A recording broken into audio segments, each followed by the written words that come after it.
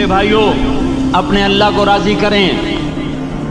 جن دکانوں کے پیچھے نمازیں چھوٹ گئیں، جن دکانوں کے پیچھے سچ کو طلاق ہو گئی، جن دکانوں کے پیچھے دیانت چلی گئی، خیانت آ گئی، بددیانتی آ گئی، ہاں اللہ تعالیٰ قیامت کے دن کہے گا بددیانت سے، وہ تو نے جو امانت کھائی لے کے آ، وہ امانت جو تو کھا گیا تھا لے کے آ۔ کہے گا یا اللہ کہاں سے لاؤں، وہ تو دنیا میں رہ گئی۔ اللہ تعالیٰ فرمائیں گے پڑی ہوئی ہے جہنم میں، پڑی ہے، جا اٹھا کے لا۔ وہ جہنم میں کیسے جائے؟ تو فرشتے ماریں گے چل، اور وہ اس کو لے کے چلیں گے، اور چلتے چلتے دوزخ کا سب سے خطرناک حصہ حاویہ، وہاں اس کو لے کے جائیں گے جہاں منافق رہتے ہیں۔ بددیانت لوگ حاویہ تک چلے جائیں گے ایمان ہونے کے ساتھ بھی۔ امانت کو کھانے والے لوگ حاویہ میں چلے جائیں گے، جو منافقین کی آگ ہے اس میں۔ وہاں دیکھے گا تو جس کا مال دبایا تھا دنیا میں وہاں پڑا ہوگا، کہے گا اچھا یہاں پڑا ہے، اتنے میں وہ تباہ ہو جائے گا، اس کو اٹھائے گا، کندھے پہ رکھے گا، پھر اوپر چڑھنا شروع کرے گا، چڑھنا شروع کرے گا، چڑھنا شروع کرے گا۔ جب دوزخ کے کنارے پر آ جائے گا تو وہ اس کے ہاتھ سے چھوٹ جائے گا اور پھر حاویہ میں جا گرے گا۔ اس کے ساتھ فرشتے مار کر پھر کہیں گے جا واپس لے کے آ، پھر یہ واپس جائے گا، پھر اسے اٹھائے گا، پھر کندھے پہ لے کے چڑھے گا اور چڑھے گا اور چڑھے گا۔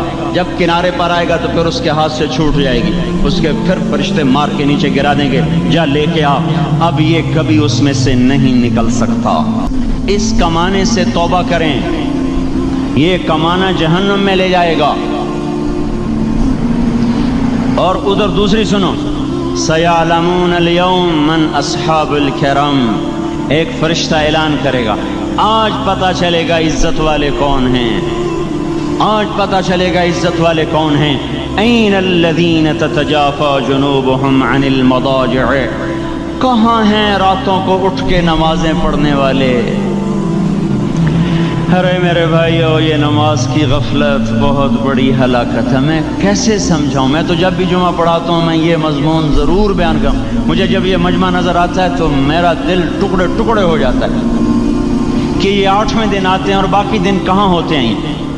یہ کیوں نہیں سمجھتے؟ ان کے آنکھ کیا ہو گیا؟ ان کے کانوں میں ڈاٹ لگ گیا، یا دل کے اوپر کوئی پردہ آ گیا، یا میں کوئی عربی میں بات کرتا ہوں جو سمجھ میں نہیں آتی، یا میں کوئی ان سے چندے کا مطالبہ کر رہا ہوں، یا کوئی اپنی ذات کے لیے سوال کر رہا ہوں، یا اپنی شخصیت کی دعوت دے رہا ہوں۔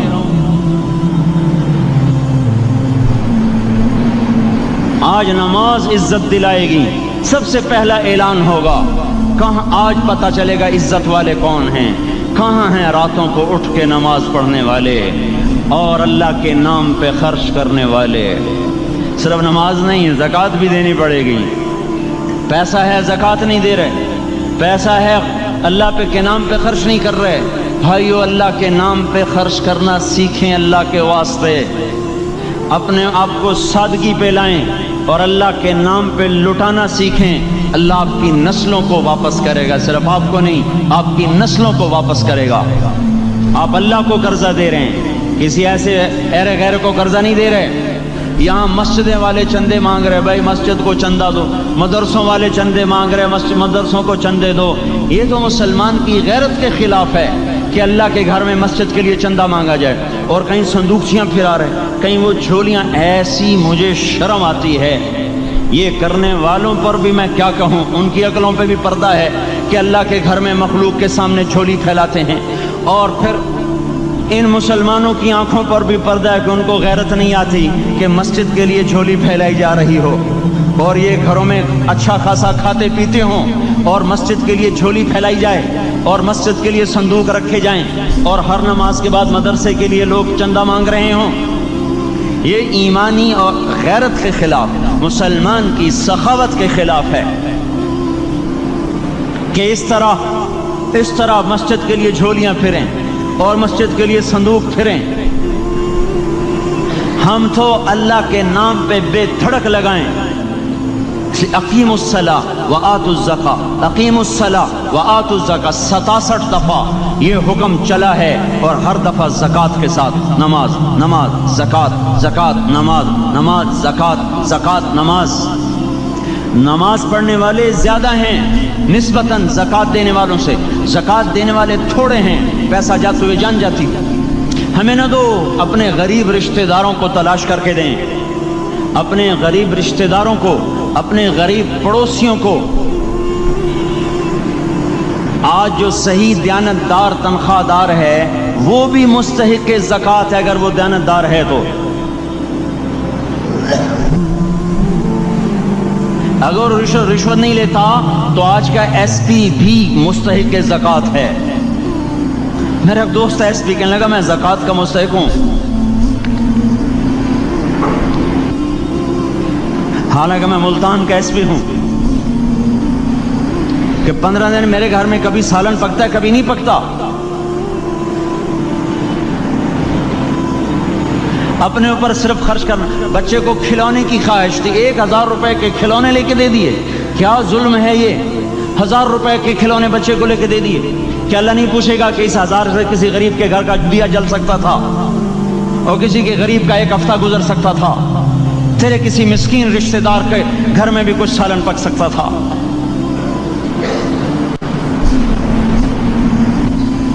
رزق دیا تو اس کا ہوش نہیں کہ اس کا حق ادا کریں، جان دی تو اس کا ہوش نہیں کہ اس کا حق ادا کریں۔ سجدہ جان کا حق ہے، اور زکوٰۃ اور صدقات یہ مال کا حق ہے۔ میں کب اپنے لیے مانگ رہا ہوں؟ میں کہہ رہا ہوں اللہ اپنے غریب رشتہ داروں کو دیں، ان کو تلاش کریں اللہ کے واسطے۔ اپنی بیویوں سے پوچھو سونے کی زکوٰۃ دی ہے؟ دے، ورنہ تو خود پکڑی جائے گی، تیرا زیور تیرے لیے گنجا سانپ بن کے تیری زبان کو ڈسے گا۔ ان کا میں نے تو بچیوں کے لیے سنبھال کے رکھا ہے، اس کی زکوٰۃ دو پھر ٹھیک ہے، ورنہ اسم کو توڑ کے اس کی زکوٰۃ دو، نہیں تو یہ مال پکڑوا دے گا قیامت کے دن۔ نماز نہیں چھڑا سکتی اگر زکوٰۃ نہیں دی، اور زکوٰۃ نہیں چھڑا سکتی اگر نماز نہیں پڑھی۔ مسجد بنا دی 50 لاکھ میں، اگر خود نمازی نہیں تو یہ مسجد بنانا اسے جہنم سے نہیں بچا سکتا۔ میرے بھائیوں، اپنی جان کا بھی صحیح استعمال کریں اور اپنے مال کا بھی صحیح استعمال کریں۔ ہم ایسے اندھے نہیں ہیں کہ جو بچے نے چاہا لا کے دے دیا، جو بیگم نے مانگا اٹھا کے دے دیا۔ نہیں نہیں، ہم پہلے دیکھیں گے اپنے اوپر۔ حضرت عثمان رضی اللہ عنہ کے پاس ایک سائل ہے، حضور سے مانگنے آیا، آپ نے کہا عثمان کے پاس چلے جاؤ۔ عثمان سے مانگنے گئے تو آگے بیوی پہ لڑ رہے، کس بات پہ؟ یوں کہہ رہے، وہ باہر چھوٹے چھوٹے گھر ہوتے تھے تو باہر آواز آ رہی، بیوی کو کہہ رہے اللہ کی بندی رات تو نے چراغ میں بتی موٹی ڈال دی، وہ بتی ڈالتے تھے نا اس کی روئی کی، تو تیل زیادہ جل گیا۔ تو یہ کہنے لگے یہ کس کنجوس کے پاس بھیج دیا؟ جو بیوی پہ لڑ رہا ہو کہ تو نے بتی موٹی ڈالی ہے تو یہ مجھے کیا دے گا؟ یہ دمڑی بھی نہیں دے گا۔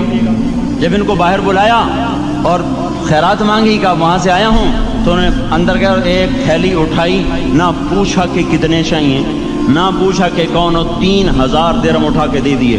وہ حیران ہو کے کہنے لگا یار ایک بات تو بتاؤ۔ کہا کیا؟ کہا یہ مجھے تو نے اتنے دے دیے کہ میری اگلی نسل کو بھی کافی ہیں، اور خود بیوی پہ تو لڑ رہا تھا کہ بتی موٹی کیوں کر دی؟ کہنے لگے وہ اپنی ذات پہ خرچ تھا، وہ پھونک پھونک کے کرنا ہے، یہ اللہ کو دے رہا ہوں جتنا مرضی دے دوں، یہ تجھے تھوڑا دے، اللہ کو دے رہا ہوں۔ تو اپنی جان کو بھی لگائیں اللہ پر، اور اپنے مال کو بھی لگائیں اللہ پر۔ اور میرے بھائیوں، اپنی کمائیوں کو حلال پہ لائیں، اور بیویوں کو سمجھا دیں کہ ہم تمہاری خاطر دوزخ میں نہیں جا سکتے۔ یہ ہم اس پر توبہ کریں، اس پر توبہ کریں، اور یہ آبادی ہر وقت ہونی چاہیے مسجد کی۔ چلو کوئی جو جہاں سے بھی آیا ہے مسجد کے عادی بنو میرے بھائیوں۔ ہماری جماعت گئی تھی اردن میں 1991 میں، تو ہم اسرائیل کے بارڈر پر چلے۔ انہوں نے بتایا کہ یہ ہم سے آمد رفت بات چیت ہوتی رہتی ہے، چونکہ کچھ عرب ادھر رہتے ہیں کچھ عرب ادھر رہتے ہیں، رشتہ داریاں ہیں۔ تو کہا یہ یہودی ہم سے پوچھتے ہیں تمہاری فجر میں نمازی کتنے ہوتے ہیں اور تمہارے جمعے میں نمازی کتنے ہوتے ہیں؟ ہم نے پوچھا یہ تحقیق کیوں کرتے ہو؟ ان کا ہماری کتابوں میں یہ ہے کہ جب فجر کی نماز کے نمازی اور جمعے کی نماز کے نمازیوں کی تعداد برابر ہو جائے گی تو یہودی دنیا سے مٹ جائیں گے۔ اب یہاں فجر میں 1.5 صف ہوتی ہے اور جمعے میں باہر بھی صفیں بنی پڑی، چلو میں کہتا ہوں مان لیا 1/3 طبقہ باہر سے آیا ہے، یہ 2/3 تو یہیں سے اٹھ کے آیا ہے، یہ کیوں نہیں ہر نماز میں آتا؟ میرے بھائیوں اپنے حال پہ رحم کریں، اللہ کے واسطے میری پکار کو سنیں۔ میں آپ کو کوئی فلسفہ نہیں سمجھا رہا، میرا روزانہ ہر جمعہ جب آتا ہوں میں یہی مضمون بیان کرتا ہوں، میں روزانہ آپ کو نیا بیان سنا سکتا ہوں۔ 360 دن ہیں، میں اللہ کے فضل سے آپ کو روزانہ نیا 360 دن میں آپ کو 360 نئے بیان سنا سکتا ہوں۔ لیکن میں یہاں بیان کرنے نہیں بیٹھتا، اپنا دکھڑا میں روتا ہوں کہ پوری گلستان کالونی جہنم کی طرف جائے اور میں ان کا پڑوسی ہوں اور میں انہیں جہنم میں جاتا دیکھوں اور میری ہائے نہ نکلے تو میں ڈوب کے مر جاؤں۔ جلتا کتا ہم نہیں دیکھ سکتے اور اس ہماری آنسو نکل پڑیں، چوہے کو ہم جلتا نہیں دیکھ سکتے اور میں اتنی شکلوں کو جہنم میں جاتا دیکھوں۔ جس نے فجر آج نہیں پڑھی اس نے پر جہنم کو واجب کر لیا، جو اب آئندہ اثر نہیں پڑے گا اس پر جہنم واجب ہو گئی، پھر میں کیا مضمون بیان کروں، کیا فلسفے بیان کروں؟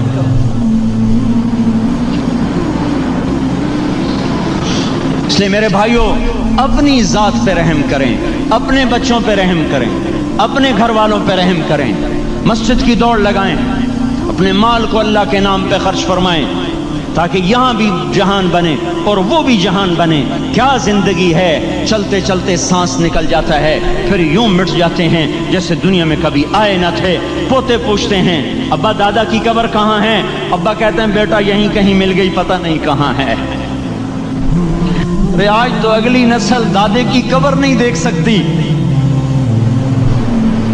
ہم اس دنیا کی خاطر اللہ کے باقی ہو جائیں۔